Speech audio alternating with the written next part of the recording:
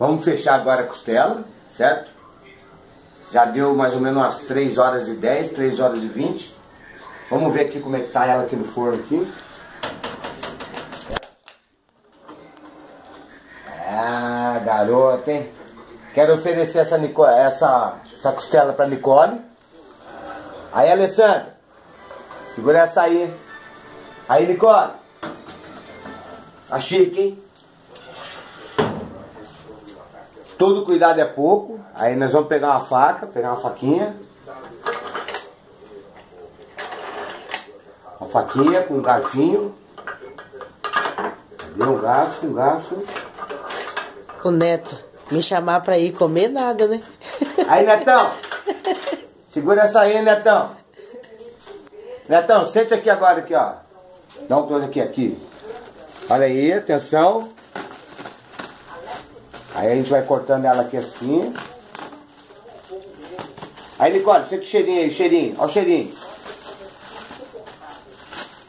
Aí nós vamos abrindo ela aqui, certo?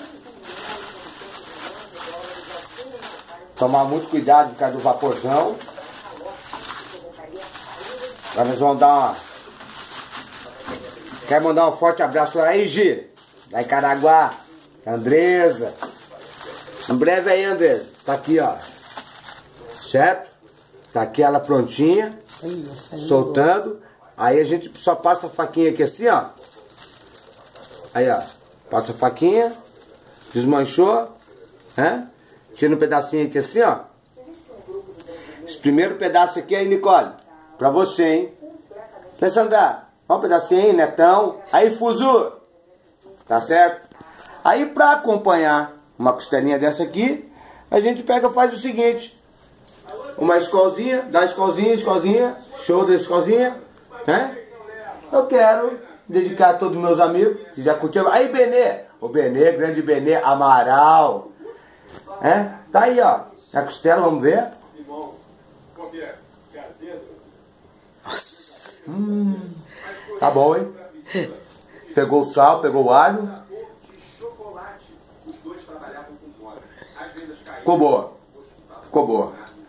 Tá certo então? Aí, gente. Espero que vocês tenham aproveitado bem aí, tá? Capricha aí que essa aqui ficou boa. Essa aqui é minha. Em breve aí a gente vai bolar uma pra nós, né, Netão? Um abraço.